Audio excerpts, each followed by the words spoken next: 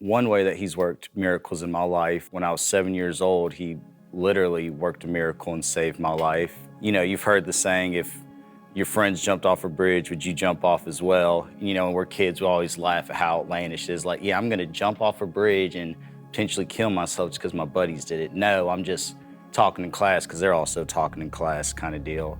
That was the case this day because, you know, it wasn't a bridge, but we had a Hallelujah night, which is basically just, instead of celebrating Halloween, my church did Hallelujah night.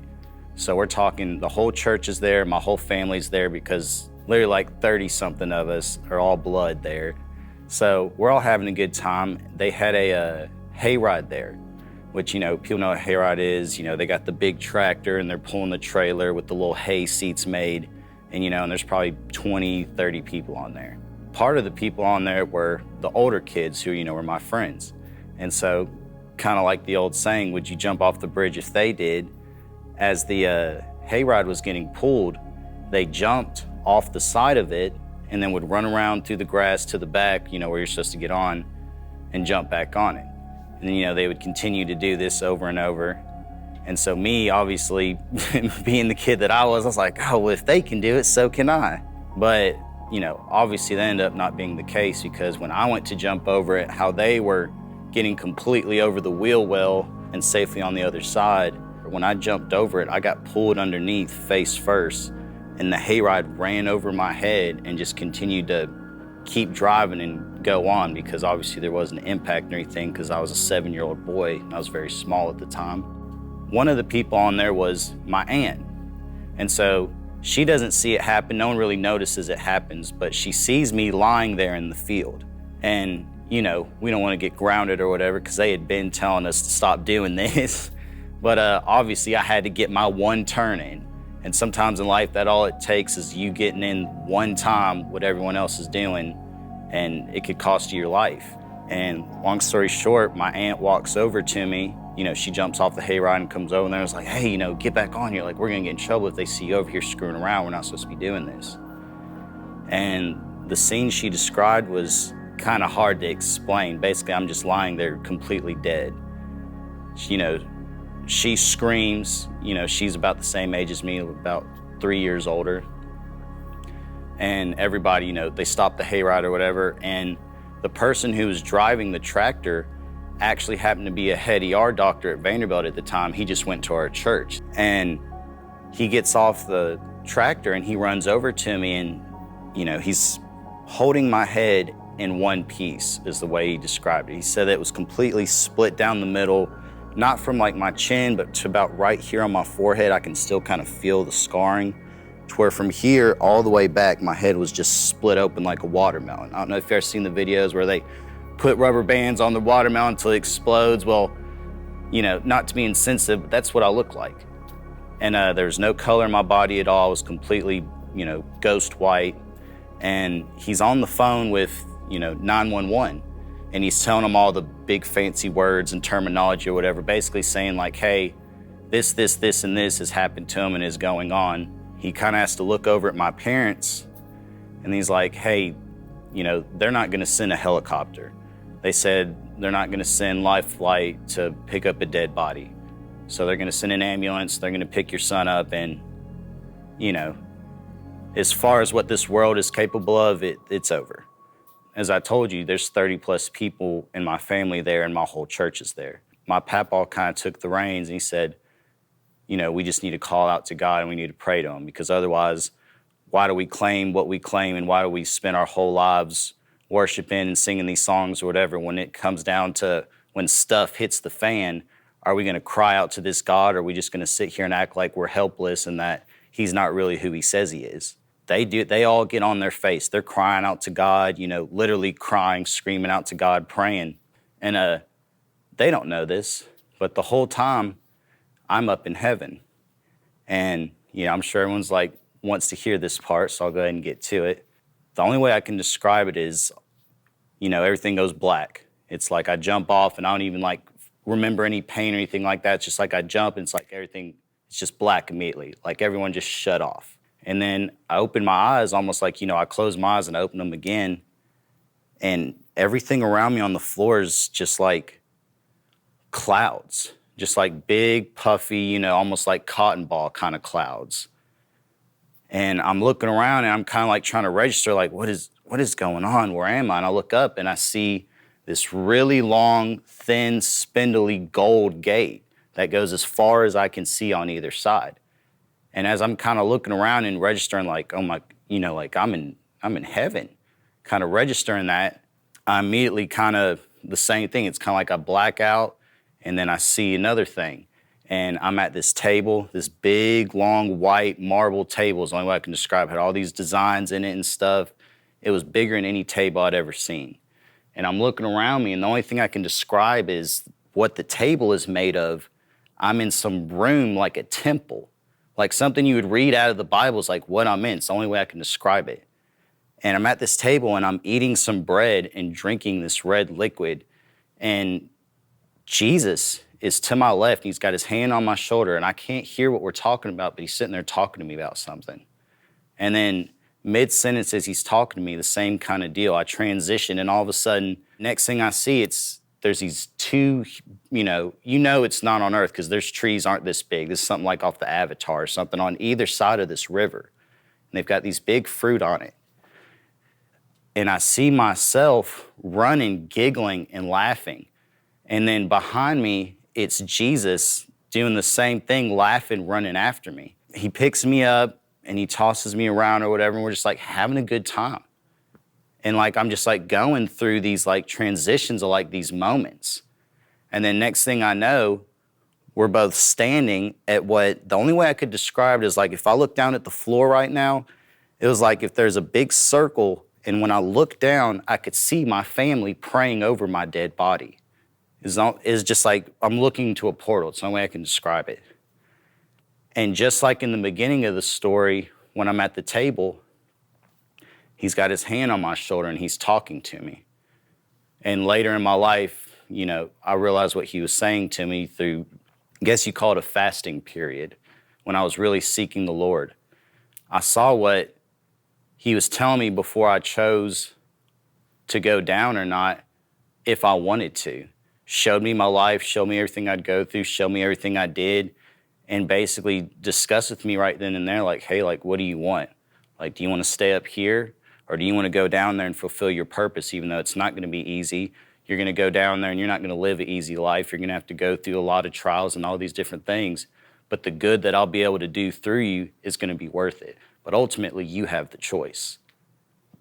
Obviously, I'm sitting here talking to you right now, so I made a choice. And the only way I can describe it, as cheesy as it might sound, is it's like I've, like jumped into the portal. And, people always joke around that I look like Clark Kent, but like when I have that memory, it's literally like I, like dove. The only way I'd seen how to do it, I just like dove towards, Earth or whatever. And this memory, I'm, going down to my body, and it's just like, as I get closer to my body and everyone seems to like come more into focus, I just keep hearing mission and mandate, mission, mandate. And as I get closer to my body, it gets louder and faster, and it's almost like in a movie or something. I just keep hearing it in each ear, mission and mandate, mission and mandate. I've got it tattooed right here on my chest because it's one of the only things that just the most vividly thing I can remember in the thing is the mission and mandate in my ears. And I get to my body, and just like how the other things are, is like all of a sudden I open my eyes, and I just take this big breath and I start yelling at, my family all around me. I'm like, I want to go back, send me back there. I don't want to be here, so on, just kind of, yelling out and stuff. And they all start freaking out because that's what I see from heaven. I see them all down there. I make the choice. I go down the portal and I come back to my body. Well, apparently what the doctors and all of them described is I'm laying there lifeless. They're holding my head in one piece. It's split down the middle in two pieces. I'm completely dead. He's holding the pieces together because all the, the stuff in your head you don't want getting out is getting out. And he said, just like in the Bible, he watched my skull morph back into one piece, just supernaturally. No other way to explain it. He just said he literally saw everything that was split in half, mold back into one piece. And he said, as that happened, he saw the color from the top of my head start coming back into my body, almost like it was being downloaded. And by the time it got all the way down to my feet and they were watching this all happen as they stood around, is when I came back and they just hear me start yelling about wanting to go back to this place, which obviously I was in heaven. And that's why I said that it took a time later in my life of fasting and all these other things and really building an intimacy with the Lord so that I was able to go from just, I had this crazy experience to, okay, now what? What does this mean? Why did you save me? What was my purpose? So back to the story, the ambulance gets there and they don't know what to think. You know, they're seeing me just covered in my own blood and brains and everything, and they're just like, you said he was dead. You know, they're just kind of like, what's going on here? But how can you explain to them, hey, you know, the God that everyone thinks that only does these things back in the day, like we just watched him heal this kid in front of us. And, you know, you've got people that aren't believers. You even got people that are believers. It's hard to wrap your head around that. So the only thing they know what to do is just take me to the hospital. They take me to the hospital, they get there, they run brain scans, you know, top to toe, everything. And they're like, he'll be a vegetable, he'll never walk again, he'll never be able to talk or do anything without being on some kind of machine. And basically it's like, if he survives this, you know, hate to say it, but he'll almost wish he hadn't. Like he's just gonna be a burden to everyone forever. These were all the reports that they gave us. And then they'd come back a few hours and run another brain scan, and everything that was never supposed to be working again is working again. And then all the organs aren't supposed to be moving the way they're supposed to be moving, everything. Every time they came back, this was the same process. For about 3 days, they did this. And they just kept coming back, but like, we cannot physically explain why these are working. All this is shut down, is never supposed to be doing what it's supposed to do. We come back, he's completely healed. This isn't possible. We really don't know what to do. So, you know, I'm in my room or whatever, and all of a sudden this man comes in, and I notice, you know, he comes in, he talks to my parents or whatever, and, you know, he's just, you can tell he's fighting tears in his eyes. And he's on the whiteboard and he's explaining to us, you know, Newton's laws and physics. And he's writing it up on the board and he's like, this is as simple as I can put this. What has happened to your son defies the laws of physics. Because the way it works is when the energy, you know, was dispersed into his head, it should have been completely flattened like a pancake. He said even the shape of his head and the way the impact was and the fact that it only goes halfway down his skull, he's like, there's no other way to describe this besides God. And he, you know, he breaks out into tears and stuff, and he's just like, praise God. He's like, I've seen this happen hundreds, if not thousands of times, walked into rooms with their mothers and fathers and had to tell them that their child is either dead or he's, you know, he's never gonna live a normal life again. And I'm coming in here to give y'all this report and I can't, and there's no physical science behind why this is happening. He's like, I cannot explain this other than God. And he's just crying and just like having this epiphany. He's like, this is God. And this isn't just like someone at a church that like, you know, is growing up or whatever. Like, these are medical professionals. And they're saying, hey, like, we do not have the technology to disprove this. They're like, this is God. And that's why I tell this testimony and why I open up about this is because, you know, I know people are looking for proof in the pudding. I know people have been going to church their whole life, or you've got people you're trying to convince to have a relationship with Jesus. And they're like, honestly, from what I've seen in the world that we live in, where is your God? What makes your life any different than mine that I should get what you have? Faith is awesome, and we should all have faith, and I know that we should only go on faith, but man, we're humans. And I know that we're not supposed to admit it, but I know a lot of times we need more than just some words that were written in a book that's been around for thousands of years. We need some kind of proof.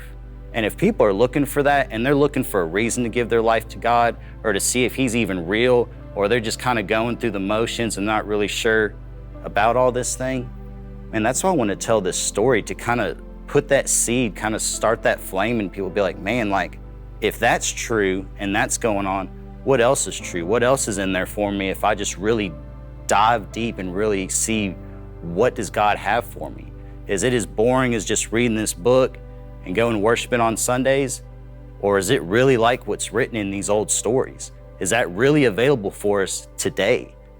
And the question and the answer is yes, because otherwise, I wouldn't be sitting here telling you this story. You heard it from the doctors themselves. It's physically impossible for any of this to happen. But through God, all things are possible.